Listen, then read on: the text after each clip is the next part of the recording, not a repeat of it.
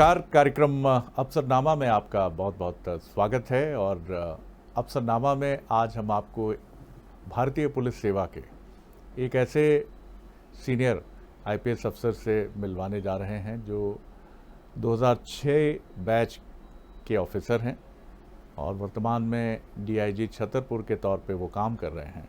लेकिन उनके साथ बड़ी दिलचस्प चीज़ें जुड़ी रही हैं। आईपीएस के कैडर में रहते हुए अलग अलग जगहों पर या अलग अलग कैडर में, 3 अलग अलग कैडर में काम करने का अनुभव पाने वाले वो शायद देश के विरले ऑफिसर्स में एक हैं, या फर्स्ट ऑफ इट्स काइंड भी हों, तो इसमें कोई आश्चर्य की बात नहीं है। और ये बताता है कि उनकी एडॉप्टेबिलिटी और उनकी मेहनत और उनकी ताकत कितनी मजबूत है, कितनी स्ट्रेंथफुल है। और सबसे महत्वपूर्ण बात यह है कि वो फिटनेस के एक आइकॉन हैं। उनकी जो जीवन संगिनी हैं वो 2009 बैच की आईएएस ऑफिसर हैं और मध्य प्रदेश के बाहर उनकी पोस्टिंग है। लेकिन उनका ताल्लुक़ मध्य प्रदेश से ही है, बंडा से, सागर के पास। मैं बहुत स्वागत करता हूं सर आपका। कैसे हैं आप? बिल्कुल ठीक है जी जी जी। सर, इस कार्यक्रम में हम थोड़ा सा टाइम मशीन जैसा एक कॉन्सेप्ट, मैं अक्सर ये बात कहता हूँ कि हम टाइम मशीन जैसे एक कॉन्सेप्ट की तरफ जाते हैं। बंडा हमारे मध्य प्रदेश का एक बड़ा ही सुंदर सी जगह है और छोटी सी जगह है। बुंदेलखंड का हमारा एक प्यारा सा टाउन है। कैसी यादें जुड़ी हैं वहाँ जब 14-15 साल के दिव्यराज जी अपने जीवन के सपनों को बुन रहे थे? तो क्या उनके मानस में चीज़ें थीं, क्या बातें उनके लिए उठ रही थीं कि कहाँ जाना है? और क्या घर में आप पहले अखिल भारतीय सेवा के अधिकारी हैं या इसके पहले भी कुछ लोग सेवाओं में गए हैं? जी, सिविल सर्विस में मैं पहला ही हूँ और अदर अभी तक तो अकेला ही हूँ। मतलब वाइफ को छोड़ दें, चूँकि मेरी जीवन संगिनी भी ऑल इंडिया सर्विस में है, तो हम दोनों ही अभी सिविल सर्विस में। बट हाँ, निश्चित ही बंडा में, चूँकि मैंने अपना स्कूलिंग बंडा में किया, सरस्वती मंदिर में स्कूलिंग किया और हिंदी माध्यम से मैंने अध्ययन भी हिंदी माध्यम से किया और मेरा यूपीएससी में भी माध्यम हिंदी ही था। तो बहुत सारी चुनौतियाँ थीं और शुरुआती दौर में कोई सही मार्गदर्शन बोलें तो उसका बहुत ज़्यादा अभाव रहा है। सिविल सर्विस को लेके जब हम तैयारी कर रहे थे तो इतनी जागरूकता भी लोगों में नहीं थी और निश्चित ही उचित मार्गदर्शन ना होने से कहीं न कहीं आपका मार्ग थोड़ा-सा कठिन हो जाता है। ये नहीं बोलना चाहिए कि असंभव है, लेकिन एक कठिनाई होती है। अगर हमें सही मार्गदर्शन मिल जाए तो निश्चित ही वो चीज़ें बहुत आसान हो जाती हैं। तो अगर ये प्राप्त हुआ होता तो शायद ये दक्षता बेहतर होती इस एग्ज़ाम के दौरान और कुछ बेहतर रिज़ल्ट भी हो सकते थे। विवेक जी, जीवन में कुछ भी आसानी से प्राप्त नहीं होता है। कई बार जब हम सफलता के शिखर पर पहुंच जाते हैं तो लोग हमें देखते हैं और उन्हें शायद कई बार ये भ्रम भी होता है कि इनको ये आसानी से तो नहीं, लेकिन ऐसा भी नहीं है कि बहुत कठिनाई से मिला होगा। आप उन नौजवानों से क्या कहेंगे कि बंडा जैसी जगह से निकलकर अखिल भारतीय सेवा में आने का सपना देखना और उसको पूरा करना, किस किस तरह की कठिनाइयाँ आपको याद आती हैं, किस किस तरह की मुश्किलें आपको याद आती हैं? देखिए, समहाउ मेरा ये मानना है कि सिविल सर्विस की जो भी लोग तैयारी करते हैं या जो इस बारे में सोचते हैं किसी भी कॉम्पिटिटिव एग्ज़ाम में, हमारा जो एज़ अ ह्यूमन बीइंग हमारी टेंडेंसी होती है, हम सोचते हैं कि हम सर्वश्रेष्ठ हैं। तो कभी भी हम ये नहीं सोचते कि हम असफल होंगे। बहुत सारे लोग असफल होते हैं, लेकिन सभी के दिमाग में कहीं न कहीं होता है कि हम सफल होंगे। निश्चित ही सफलता को प्राप्त करने के लिए क्या आवश्यकताएँ हैं, क्या संसाधन चाहिए, किस प्रकार से तैयारी की जानी चाहिए, ये लोगों में जागरूकता का अभाव होता है। कई बार मुझे बोलना चाहिए कि बिल्कुल शून्य जानकारी होती है। तथापि लोगों जी। को जो भी तैयारी करना चाहता है, तो वो अगर सही तरीके से सही प्रकार से अपने संसाधनों का, अपनी क्षमताओं का अगर विश्लेषण करें, तो उस विश्लेषण के ऊपर क्या आवश्यक है, अच्छा लिए वो कोई भी परीक्षा हो सकती है, हम कर रहे हैं। बट अगर किसी भी लक्ष्य की प्राप्ति के लिए अगर वो सही तरीके से अपने संसाधनों का आकलन करे, तो निश्चित ही बड़ी आसानी से सफलता प्राप्त की जा सकती है। उसके लिए एक सही प्लानिंग और उसका प्रभावी एग्जीक्यूशन की आवश्यकता होती है। सही जगह प्लानिंग कहीं के भी हो। जी जी। जी, बात पूरी कर लीजिए आप अपनी। जी, जी, मतलब भौगोलिक क्षेत्र या भाषाई जो भी बाधाएँ हैं, वो कभी उनको भी हम लोग पूरा कर सकते हैं, उनके ऊपर उठ सकते हैं और उसके बाद भी हम सफलता को प्राप्त कर सकते हैं। विवेक जी, मुझे ये भी बताइए कि जीवन में जब आप सही मार्गदर्शन की अपेक्षा करते हैं और लक्ष्य की तरफ ठीक तरीके से बढ़ने के एक्सपेक्टेशंस के साथ आगे आते हैं, तो एक गुरु की या एक फ्रेंड गाइड एंड फिलोसोफर की बड़ी ज़रूरत होती है। क्या आपको भी अपनी ज़िंदगी में कोई ऐसा मार्गदर्शक मिला? निश्चित ही मेरे बेसिकली सबसे पहले तो मेरे पिताजी ही मेरे मार्गदर्शक रहे हैं। पिताजी, माताजी दोनों का ही बहुत ही सकारात्मक भूमिका मेरे जीवन में रही है। मेरे पिताजी जी। वैसे तो व्यवसायी हैं और लेकिन उन्होंने अपने जीवन में बहुत संघर्ष किया है और एक संघर्ष के बाद अपने आप को स्थापित किया है। उन्होंने कभी भी मुझे ऐसा फ़ील नहीं होने दिया कि किसी प्रकार का उन्होंने बंधन दिया। उन्होंने हमेशा फ्री एक हमें एटमॉस्फेयर दिया कि आप जो करना चाहते हैं करिए, लेकिन आप अपनी क्षमताओं का आकलन करते हुए और प्रभावी तरीके से करिए। तो कहीं न कहीं बैक इन द माइंड बचपन से मेरे दिमाग में था कि मेरे पिताजी का इच्छा था कि मैं सिविल सर्विस में रहूँ, बट उन्होंने कभी हमें ये ज़ाहिर नहीं किया। हमें ये बोला नहीं, किसी प्रकार का दबाव हमारे ऊपर नहीं था। तो ये बहुत ज़्यादा एक हेल्प की और मेरी माताजी एक गृहिणी थी, हाउसवाइफ़ थी और माताजी ने हर प्रकार से जहाँ भी जो हो सकता है संभव एक सहयोग दिया और उन्होंने दोनों ही लोगों का हार्ड वर्क जो था उसने मुझे बहुत ही जीवन में कठोर परिश्रम करने के लिए एक शिक्षा दी और सकारात्मक सोच के साथ चलने की शिक्षा दी, जो बहुत ही महत्वपूर्ण रहा। हर व्यक्ति के जीवन में एक कोई टर्निंग पॉइंट होता है। मैंने सुना है कि जब आप 8वीं क्लास में पढ़ते थे तो करीब-करीब 80 किलो से ज़्यादा वज़न था आपका। यानी एक बड़ा बल्की सा एक बच्चा स्टूडेंट नज़र आता था। ये बात कब मन में आई, टर्निंग पॉइंट की बात मैं दोनों तरफ से करूँगा कि जब आपको ये लगा कि अब ये निर्णायक क्षण है, अब मुझे दिल्ली जाना है कोचिंग के लिए या मध्य प्रदेश के किसी बड़े टाउन में जाना है, और उसी के साथ वज़न को लेकर भी, क्योंकि निश्चित तौर पर आसपास से कई बार कमेंट्स आते ही हैं, चाहे आप बहुत ज़्यादा दुबले हों तब भी। मैं बहुत दुबला था तो मुझे बड़े कमेंट्स झेलने पड़ते थे कि तुम्हारी सेहत जो है बड़ी नासाज मालूम पड़ती है, और अच्छी सेहत हो तो भी ये कहा जाता है कि भैया थोड़ी सेहत कम कर लो। तो ये दोनों चीज़ों के जवाब मुझे बताइए प्लीज़ कि दिल्ली जाना कोचिंग के लिए हुआ या फिर मध्य प्रदेश में ही या फिर बंडा में रहकर ही, और दूसरा ये वज़न वाला जो विषय है इसमें कितनी सच्चाई है? जी, बेसिकली जब मैं क्लास 8th में था तो मेरा वज़न 88 केजी था, तो ब हमेशा से बल्की ही रहा हूँ। बट सिविल जी, सर्विस का जी। विचार हमेशा बैक इन द माइंड था। बट जैसा कि मैंने बताया, उचित मार्गदर्शन ना होने से मैं इवन इंजीनियरिंग करने तक, जब इंजीनियरिंग कर रहे थे तो हमारे साथ के बहुत सारे मित्र थे जो सिविल सर्विस की तैयारी उस समय ही प्रारंभ कर दिए थे। लेकिन जी, जी, जी। हम इंतज़ार करते रहे कि डिग्री होगी, उसके बाद मार्गदर्शन लिया जाएगा। तो उसके बाद मैंने दिल्ली जाके ये पहले समझा कि इसमें इस एग्ज़ाम में 3 स्टेजेज़ होते हैं, जहाँ पे हमें प्रिलिमिनरी, मेंस और इंटरव्यू की तैयारी करनी होती है और कैसे उनके पेपर होते हैं, जो दिल्ली जाके किया। तो यही जो मैं बता रहा था कि कई बार हम सही मार्गदर्शन या सही तरीके से अपने पथ का चयन ना करें, तो ये गलतियाँ हो जाती हैं और वहाँ जाकर फिर दिल्ली में मैंने जाना कि कैसे इसकी तैयारी की जानी चाहिए, कैसे अध्ययन किया जाना चाहिए और इसके बाद फिर अपना पूरी ऊर्जा लगाते हुए इसकी तैयारी में जुट गए और फॉर्च्यूनेटली सफलता मिली। बड़ों बड़ों का आशीर्वाद रहा, भगवान का आशीर्वाद रहा, जिसके कारण जी। सफलता मिली और जीवन में जो कहना चाहिए कि बेहतर समाज को दे पाने में सक्षम हो पा रहे हैं। 8वीं क्लास और 88 किलो वज़न, बल्कि आप शुरू से रहे। उस समय जो कमेंट्स आते थे वो असर करते थे, नहीं करते थे, या कहीं आपके बैक ऑफ माइंड में ये चीज़ चलती थी कि एक दिन वज़न भी कम करके बताऊंगा कि मैं कितना फिटनेस फ्रीक और कितना ज़बरदस्त फिटनेस को लेकर सजग व्यक्ति हूँ? निश्चित ही एक चीज़ रही है समहाउ, जो मैंने बताया कि पिताजी के कठोर परिश्रम से दिमाग में ये चीज़ तो रही है, कठोर परिश्रम कभी भी किया जा सकता है। लेकिन जिस हम्म। समय हम जो कार्य कर रहे हैं उसमें अगर हम अपनी संपूर्ण ऊर्जा दें और उस समय जो हमारा तात्कालिक लक्ष्य है उसको प्राप्त किया जाए तो वो ज़्यादा बेहतर होता है और ऐसा ही मेरे साथ था।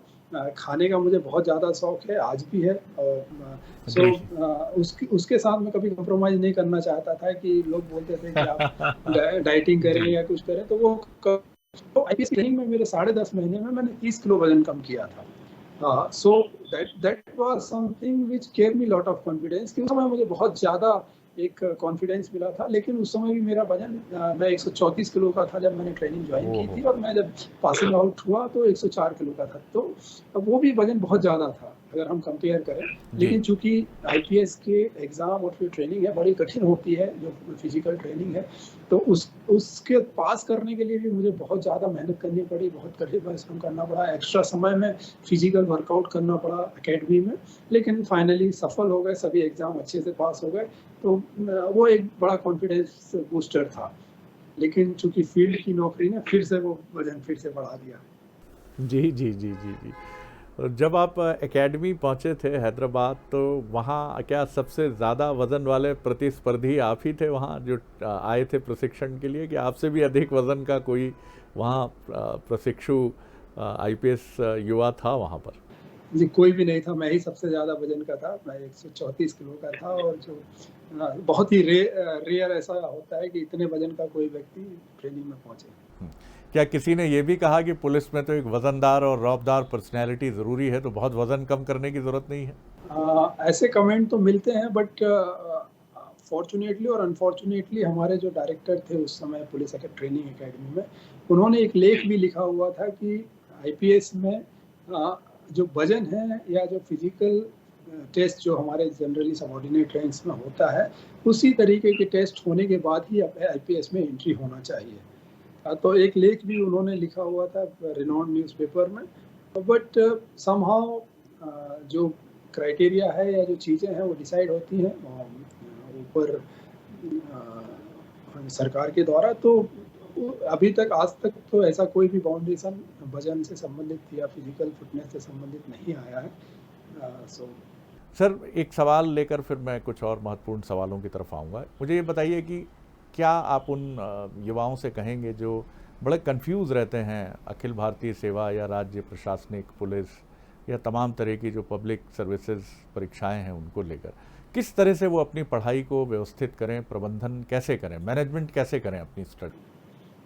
सबसे सबसे पहले तो यह आवश्यकता है कि वो जाने कि उनसे एक्सपेक्टेड क्या है, एक सिविल सर्वेंट से एक्सपेक्टेड क्या है। बेसिकली यूपीएससी का जो एग्ज़ाम है, वो एक चयन कर रहे हैं एक सिविल सर्वेंट का जो बहुत ही कम समय में बहुत महत्वपूर्ण दायित्व का निर्वाह करेगा। अगर मैं अपना एग्ज़ाम्पल दूँ कि 2006 में हम सिलेक्ट हुए, 2006 के 2005 का एग्ज़ाम 2006 बैच में सिलेक्ट हुए, ट्रेनिंग में गए, और 2009 1 अगस्त 2009 को मैंने एसपी लखीसराय का पदभार ग्रहण किया।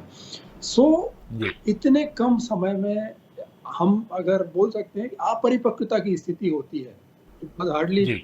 2 एंड हाफ ईयर, और उस उतने समय में हमें एक जिला पुलिस अधीक्षक का प्रभार दिया जाना, कहीं न कहीं वो आपकी क्षमताओं को पहले से उस एग्ज़ाम में चेक करते हैं कि आपको इतना महत्वपूर्ण दायित्व दिया जाएगा, और आप तात्कालिक रूप से बहुत कम समय में उसका बेहतर तरीके से निर्वाह करेंगे, क्योंकि आपकी एक गलती कई सारे लोगों के जीवन को क्षति पहुँचा सकती है, कई सारे लोगों को अन्य प्रकार से क्षति पहुँचा सकती है। इसलिए वो क्षमता का वो परीक्षण करते हैं, और वो कोई भी सर्विस हो, हम आईपीएस की बात कर रहे हैं, चाहे आईएएस हो, चाहे अदर सर्विसेज़, इसमें जितना भी यूपीएससी में 20-25 सर्विसेज़ इन्वॉल्व होती हैं, किसी भी सर्विस में आप बहुत उत्तरदायी पद पर बहुत कम समय में पहुँच जाते हैं। तो ऐसी स्थिति में वो क्षमताओं का आकलन किया जाना और क्षमताओं की ही परीक्षा है।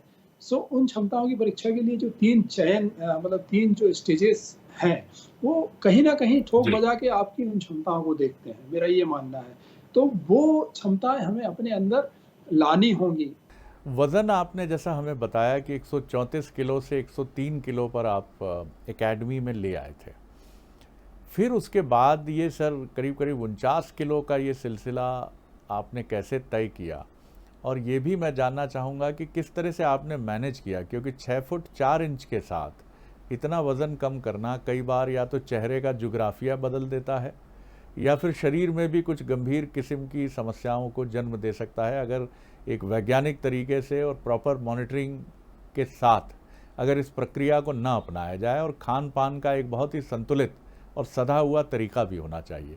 तो इसमें बहुत सारे लाखों दर्शकों की रुचि होगी जो अपने वज़न को लेकर चिंतित हैं, जिसमें आप मुझे भी बेहिचक शामिल रखिए। पहली चीज़ तो मैं आपको बताना चाहूँगा कि मैं जब 22 साल का था, मेरी आयु 22 वर्ष की थी, उस समय से मैं जी, बीपी की दवाई ले रहा था।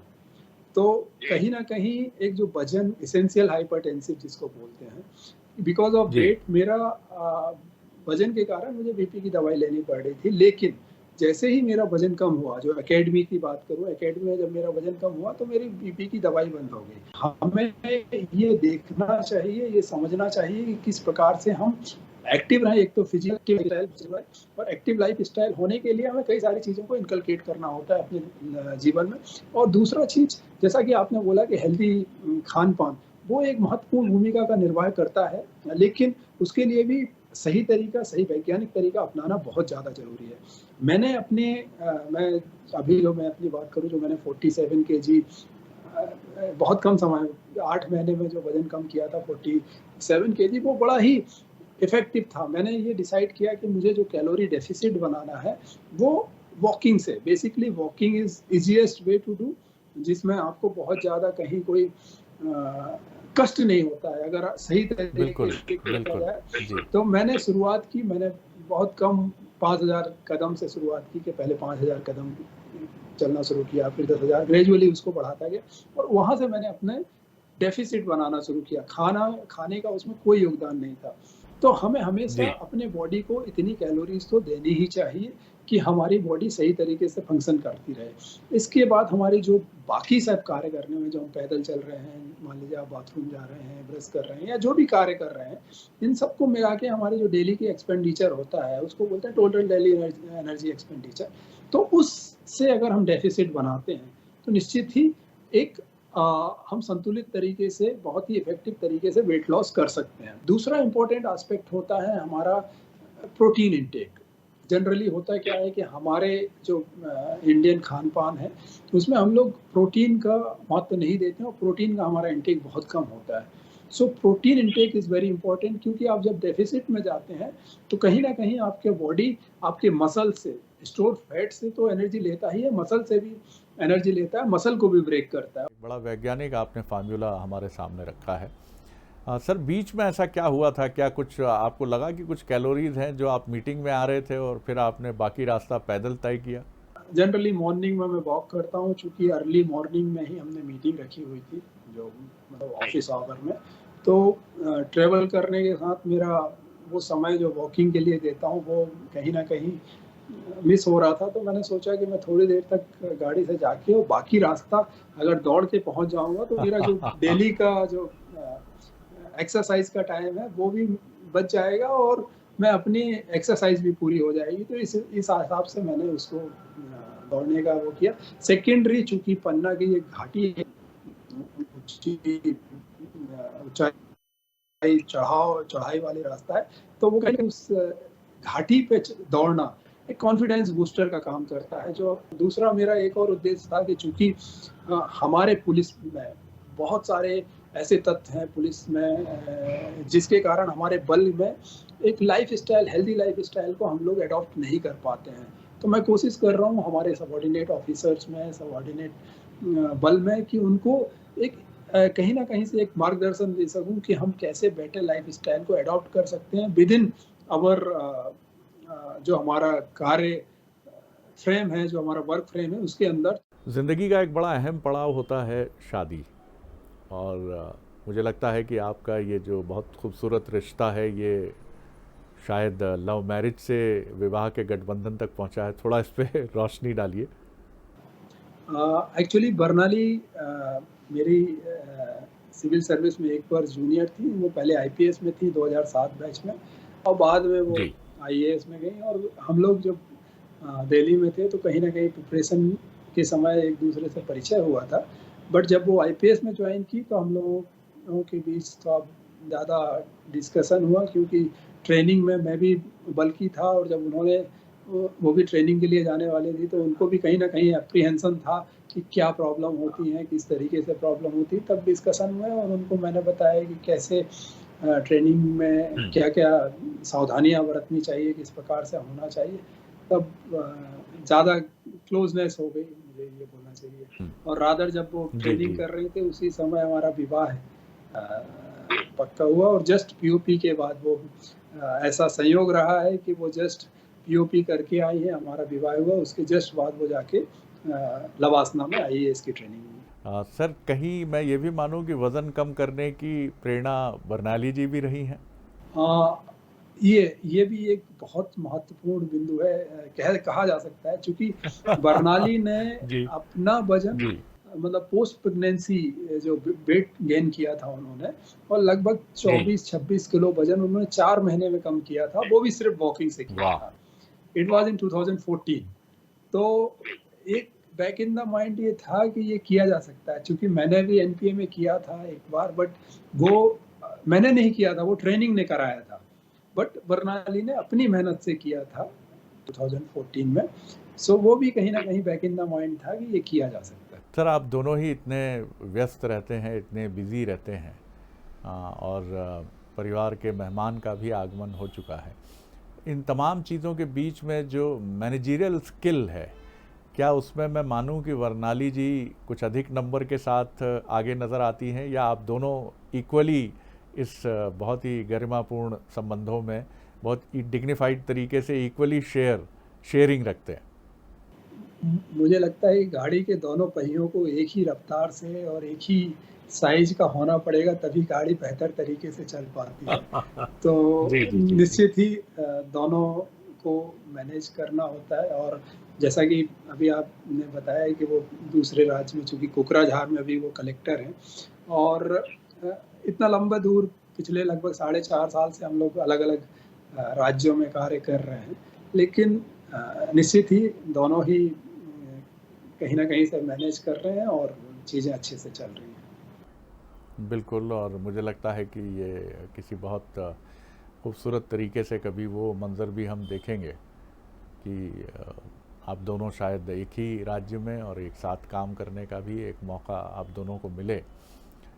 मुझे ये भी बताइए कि आपके साथ एक बड़ा अलग किस्म का अनुभव और बड़ा एक बहुत ही रेयर एक ये बात भी जुड़ी रही कि आपने आईपीएस के तौर पर अलग अलग कैडर में राज्यों में काम किया आपने। तो ये परिस्थितियां कैसे बनी, और क्या ऐसा करने वाले आप बहुत चुनिंदा अफसरों में रहे हैं, या फर्स्ट ऑफ इट्स काइंड थे, अपनी तरह के पहले अफसर हैं आप इस तरह एक्चुअली मेरा काडर, ओरिजिनल काडर बिहार था। मुझे जो काडर अलॉट हुआ था बिहार था, और इंसिडेंटली बिहार में मुझे 2 जिलों में पुलिस अधीक्षक के रूप में काम करने का मौका भी प्राप्त हुआ, और उसके उपरांत चूँकि बर्नाली से विवाह हो गया था, विवाह के बाद बर्नाली असम से ही रहने वाली हैं, और मैं चूँकि दूसरे काडर में था, अपने गृह राज्य में नहीं था, तो हम लोगों ने निर्णय लिया कि चलो किसी एक का राज्य तो रहेगा, तो मैं बिहार से असम गया, और फिर असम में हम साथ में नौकरी कर रहे थे, बट इंसिडेंटली कभी हमें साथ में पोस्टिंग नहीं मिली। हमारी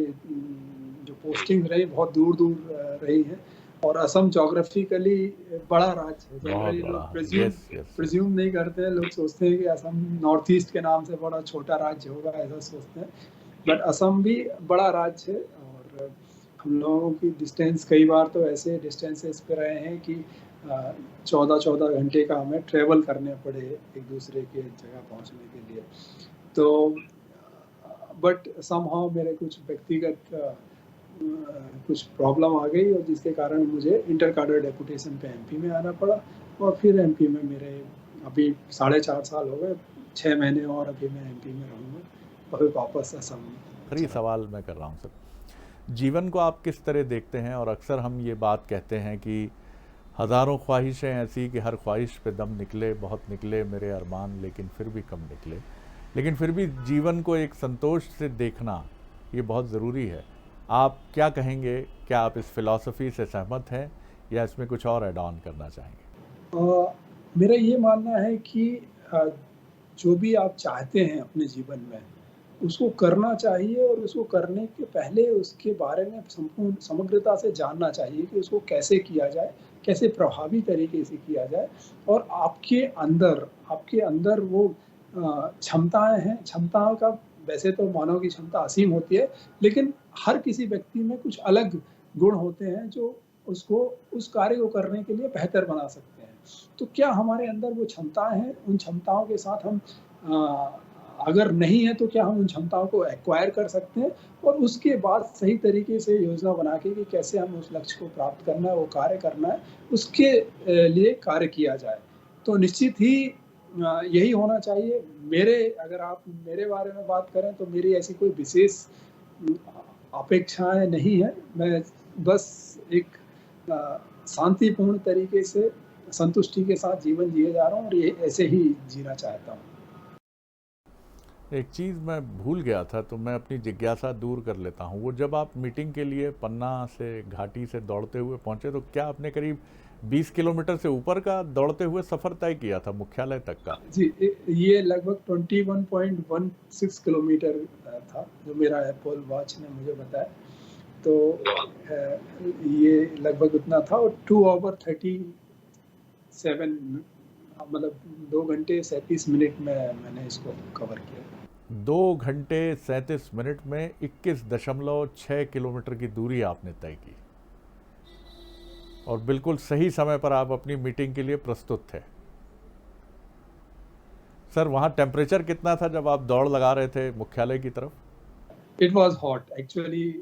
चूँकि अभी गर्मी का मौसम शुरू हो गया तो गर्म था, लेकिन इसके लिए मुझे कॉन्फिडेंस भी एक भोपाल में अभी मुझे एक वीवीआईपी विजिट में ड्यूटी करने का मौका मिला और मैं ऐसी जगह पे था जहाँ रूट इंचार्ज था और मुझे बहुत तेज़ी के साथ पूरे यूनिफ़ॉर्म में ऑक्सफोर्ड सूट के साथ दौड़ना पड़ा और उस दौड़ ने जो उसके जस्ट 2-3 दिन पहले ही मैं ड्यूटी किया था, उसने मुझे कॉन्फिडेंस दिया था कि विवेक राज सिंह जी, मुझे बहुत अच्छा लगा आपसे बात करके। मैं मन से ये बात कह रहा हूँ और आपके भावी करियर के लिए आपको बहुत बहुत शुभकामनाएं सर। बहुत धन्यवाद सर। Thank you. तो अफसरनामा में ये थे 2006 बैच के आईपीएस ऑफिसर जो मध्य प्रदेश के बंडा से ही हैं और इस समय छतरपुर के डीआईजी की जिम्मेदारी निभा रहे हैं। अगली बार एक और आईपीएस अफसर, आईएएस अफसर या आईएफएस अफसर से मुलाकात करेंगे इसी कार्यक्रम में जिसका नाम है अफसरनामा। इजाज़त दीजिए। नमस्कार।